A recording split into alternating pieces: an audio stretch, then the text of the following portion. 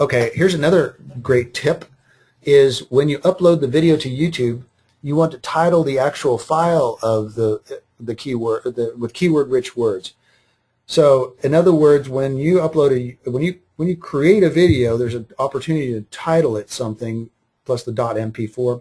So we always title it with whatever would be relevant for that particular subject. So we uploaded it, is it an MP4 file, Daniel, or .mov? Or? Well, I mean, the file types are going to vary depending on your system. A lot of times we'll upload MP4s, WMVs. If you're using a Mac, you might upload MOV, which is the QuickTime file format. I mean, it's going to vary. So the good news is YouTube accepts all those formats when you upload it, but rather than just sending out something that has 123 ABC 123 .mp4, upload it with Austin Real Estate Expert or whatever MP4. But this particular case would be Apple Jobs .mp4. Then once you uploaded it, title the video the way the prospect would type in the search phrase, okay? And don't worry about grammar. Let's go back to here. If you notice here, I've got Apple Jobs, Austin, Apple Employment. I got Apple in there twice, by the way. I've heard that allows even more potential for the search engines to pick it up than 3,500 jobs coming to Palmer facility. Now, reason is I thought through how would somebody type in the search engines to find a job here with this company. And no grammar necessary, but it works very effectively. Let me try it just for curiosity's sake. Apple Employment, a different keyword, Austin. Well, not only one video, but two videos that I put up that are very similar, but you'll notice they have different time signatures. And by the way, that's how you can use the same content but not be considered spam. Is we have two different videos with two different descriptions. Just didn't mean to do that. Go back here. Real quick, I did want to say though, you should be aware of lots of different factors when naming your videos. For instance, we've used Apple Jobs, but if you're familiar, Steve Jobs was the former CEO of Apple's. Right. And so and we actually outrank his job here. Right. So in this case, that's because of Austin as the additional word. But so just be careful of like any sound-alikes or similar sounding words that could throw off. Here's something that's interesting is if you look here, I actually have just Apple Employment. And that means that doesn't really necessarily dive into just Austin alone. And look, 5 videos down is my video. So worldwide, if you're looking for Apple Employment, you're going to see my message there. That's a good place to be, don't you think? I thunk. Okay. So don't worry about grammar. Get those titles right. Use the first 25 keywords, the letters, to have the best keyword search possibility. Here's another thing that I learned from a friend of mine is title some videos in the form of a question. Especially if you're doing instructional type videos or you want to get their message out there, is like one of our videos is how to create a YouTube channel, and people search by that. How to barbecue chicken. People are looking for ways to do it. They want a visual, and that's where you can use a how-to or a why to become with the type of search criteria that people are looking for. Use a question sometimes in the title is a great way to do it. Now here's an important thing. Think long tail and short tail. 80% of searches are long tail. And once again, the goal is to appear on the first page of the search engines. I'm going to explain what long tail and short tail here in a second by demonstrating. But make sure your content matches the title and give them what they're looking for. And make sure you have a call to action in the first 15 to 30 seconds, because that's the longest that people will watch a video. Sometimes is during a majority of them will watch the first 15 to 30 seconds. So you get your call to action in there, and nobody wants to watch a 5 or 10 minute video of you talking about how to about the jobs in Austin, really, unless there's something very serious that you really want to dive into. But let me give you an example of the difference between short term. Real quick, I did want to touch on this. Make sure your content matches your title. One of the quickest ways to get your videos taken down by YouTube is to have the actual video content be unrelated to the title. Right. I mean, if you just happen to type in as your title something about Miley Cyrus or whoever is the hot singers of the day, and it's nothing related to that, they will just take it down. Right, right. So, what was I talking about, Daniel? Sorry. Oh yeah, long tail, short tail. Yeah, long tail. Yeah. All right, let's go to Google because that's the important thing. Okay, a short tail phrase is a very short phrase that people usually start their searches looking for, and then they will. The way people search now is go from short tail to long tail rather than scrolling down the page looking for more potential. In other words, it doesn't do any good to be on the second page of Google because people don't search for the second page. They look at what they're typing in. Let me give you an example very quickly. My area of expertise for home sales is Avery Ranch, big 4,000 area community. Okay, so if I dial in Avery Ranch, if I find what I'm looking for, then great. I don't happen to be on the first page of Avery Ranch anymore for just that keyword phrase. I was there for years, but the competition got hard. And so I'm on the second page, but that doesn't do me any good. But what next thing people are looking for, okay, if I'm looking for a home, it could be anything. It could even be a restaurant, or it could be a, like I said, dry cleaner, any business. Maybe they're looking for tree services, Avery Ranch tree services to have, it could be any business that we're talking about here. But I happen to be in real estate, so let's talk about what people are looking for. Well, they're going to type in real estate, and if they might even type in real estate if they're looking for an agent, they're going to type in that. Okay, this was a more what we call long tail. It's 5 words. Well, here's where I appear under 5-word search, right at the top of the search engines.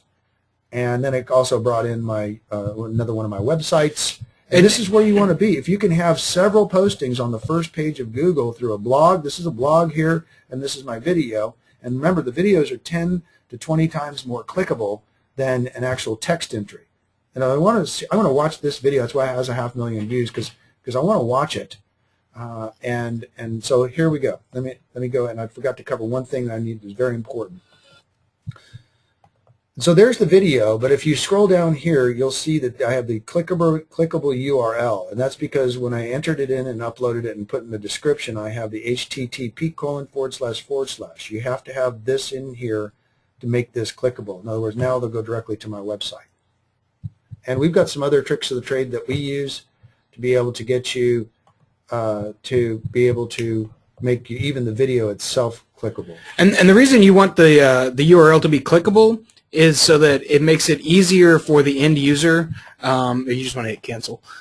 That way, if it's easier for the end user, then you take out steps of the process. One step they would have to do if it's not clickable is they'll have to copy and paste it into their browser, and a lot of people just aren't going to do that. It makes it clickable right from the description of the video. So once they're done watching my message, they can scroll down a little bit, and boom, they can get to the message. Does it make sense? Yes. Everybody say yes. Okay. All right. Okay, so the understanding of, let's go back and quickly demonstrate some other things on the long tail, short tail. If I'm not finding what I'm looking for, then I'm going to continue to type in keyword phrases. So let's go back to Google.